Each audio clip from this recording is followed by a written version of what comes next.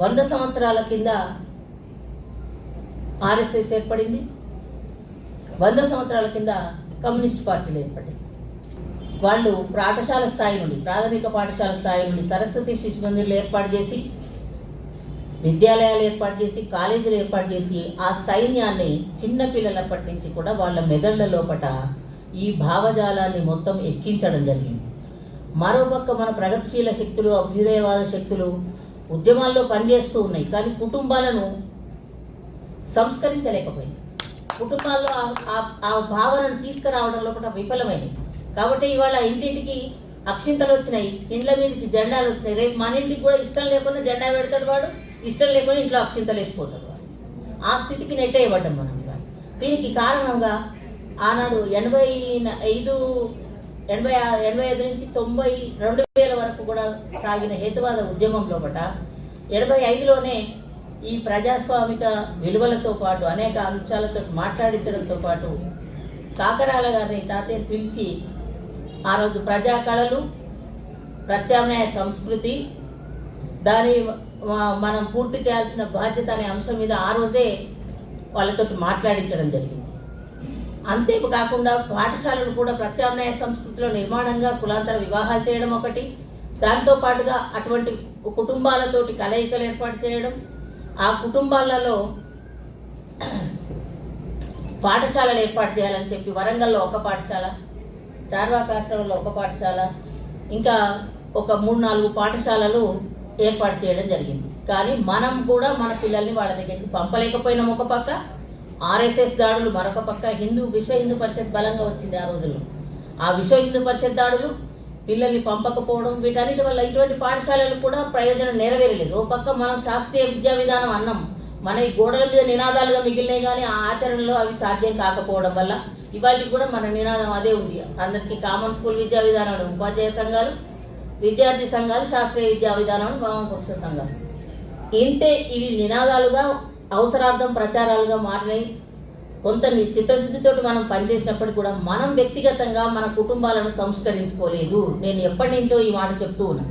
ఇవాళ కొంతమంది మా పిల్లలకు పెళ్లిళ్ళు కావాలి, కులాంతర వివాహం చేద్దాం అనుకుంటున్నాం. తండ్రికి అభ్యుదయ భావాలుండి కులాంతర వివాహం చేస్తామంటే పిల్లలు దొరుకుతలేరంటే పిల్లల్ని తీసుకుపోయి ప్రైవేట్ కార్పొరేట్ కాలేజీల్లో చేర్పించి ఆ తర్వాత వాళ్ళని తీసుకొచ్చి సాఫ్ట్వేర్ కంపెనీల్లో పనిచేయించిన తర్వాత ఏ పిల్లగాడు ఎవరు చేసుకుంటే వాళ్ళకి ఇల్లు ఉందా, బ్యాంకు బ్యాలెన్స్ ఉందా, నా జీతం 1,00,000, నీ జీతం 2,00,000 అయితేనే పెళ్లి చేసుకుంటా అనే స్థితి ఇవాళ వచ్చిన పరిస్థితి వచ్చింది. దీనివల్ల ఇదే వీటిలలో చదువుకుంటూనే పని చేస్తూనే పెద్ద పెద్ద ఉద్యోగాలు చేస్తూనే ఎన్ఆర్ఐలుగా మారిన వాళ్ళు కూడా ఇవాళ ఒక పెద్ద సైన్యం లాగా బీజేపీకి ఒక బలమైన ఓటు ఆయుధంగా మారడమే కాదు, ఫైనాన్స్గా వాళ్ళకు పెట్టుబడులు పెడుతూ ఉన్నారు. ఒక ఎన్ఆర్ఐని పట్టుకొని ఒక 10 గ్రామాలకు 10,000 ఆయన ₹1,00,000 ఇస్తే 10,000 ఇచ్చి ఆ ఊర్లో ఒకట బీజేపీ బలాన్ని పెంచుకోవడానికి వాళ్ళు ఇస్తున్నారు. ఎన్నికల సమయంలో వాళ్ళకు వచ్చే నిధులు చెప్పనేలేవు, ఎలక్టోరల్ బాండ్లే దానికి సాక్ష్యం. కోవిడ్ తోటి ప్రజల ప్రాణాలు చచ్చిపోతుంటే వ్యాక్సిన్ కొరకు తయారు చేయడం కొరకు ఆ క్విడ్కో పద్ధతిలో కూడా ఎన్ని వేల కోట్లు ఫార్మసీ కంపెనీలు ఇచ్చినాయి అనేది మన పేపర్లలో ఆ లెక్కలన్నీ వచ్చినాయి.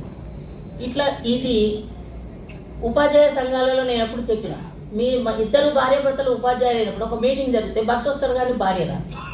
ఒక్క నాయకత్వంలోకి మహిళ, నేను 83లో ఉద్యోగాల్లోకి వచ్చిన ఈ నరసింహారెడ్డి సార్ అని మా సార్ ఉంది. ఎప్పుడు ధర్నాలు పెట్టినా మీటింగ్ పెట్టినా ఏకైక మహిళా ప్రతినిధి అని నన్ను ఒక్కదాన్నే సంబోధించింది. నేను ప్రతి సభలో ప్రతి సందర్భంలో చెప్తూ వచ్చిన అందరినీ రమ్మని. ఈ అక్కని పిలిస్తే మా కొంప కొల్లేరైతే, మా ఇంట్లో ఆడవాళ్ళు మాకు బువ్వ పెట్టకుండా చేస్తావు అక్క, నేను అందుకే మా ఇంటికి రమ్మటలేమని చెప్పి చాలామంది నన్ను అన్నారు డైరెక్ట్గా ముఖం పట్టుకొని. నేను పని చేస్తలేనా, నా ఇంట్లో నేను తిండి పెడతలేనా, నా ఇంటికి 100 మంది వచ్చినా నేను తిండి పెడతా. సభలు సమావేశాలు జరిగినప్పుడు ప్రతి వాళ్ళు మా ఇంటికే వస్తారు, మా ఇంట్లోనే వండుతా పెడతా. 100 మందికైనా వండుతా, 100 మందితోటైనా మాట్లాడతా, ఎక్కడ ఏ రాత్రి వరకైనా మీటింగ్ ఉన్నా పోతా. మరి నన్ను చూసి భయపడాల్సిన అవసరం ఏముంది? ఇళ్ళకి రావద్దన్నారు, అక్కడి ఇంటికి తీసుకుపోవద్దన్నారు. అబ్బో అంటే ఆడవాళ్ళ ఎదుగుదలను ఇష్టపడని అభ్యుదయవాదులు, ప్రగతిశీలులు సమాజాన్ని మార్చడం కొరకు మాట్లాడుతూ తిరిగితే ఇక్కడ 5-10 మంది ఉన్నారు. నిన్న ఒక మీటింగ్ జరిగితే 5 వచ్చింది. మనకు చట్టసభల్లో అంతే శాతం మాట్లాడినప్పుడు మహిళా దినోత్సవాల్లో ఆడవాళ్ళ కంటే ఎక్కువ మగవాళ్ళే మాట్లాడతారు. మొత్తం స్టేజ్ నిండా మగవాళ్ళే ఉంటారు, ఆడవాళ్ళ గురించి మాట్లాడతారు. ఓ ఆకాశంలో సగం, అవనిలో సగం, ఎక్కడ వంటింట్లో కుంపట్లు. మరి వాళ్ళ మన చుట్టూ మనకు సమానాలు రావాలంటే మన పోరాటం లోపల శక్తి లేదు. ఒక్క మావోయిస్టులలోనే ఇవాళ మహిళా పోరాట నాయకత్వంలో ఉన్న వాళ్ళని మనం చూస్తున్నాం. ఇక్కడ ఏది మరి ఎన్ని సంఘాలు ఉన్నాయి, ఇవాళ అన్ని సంఘాల్లో ఐక్యత లేదు. వాడేమో అందరినీ ఐక్యం చేసుకుంటూ చుట్టూ వస్తున్నాడు, మనమేమో చిన్న చిన్న పాయలుగా విడిపోయి వీడొస్తే నేను రాను సభకు.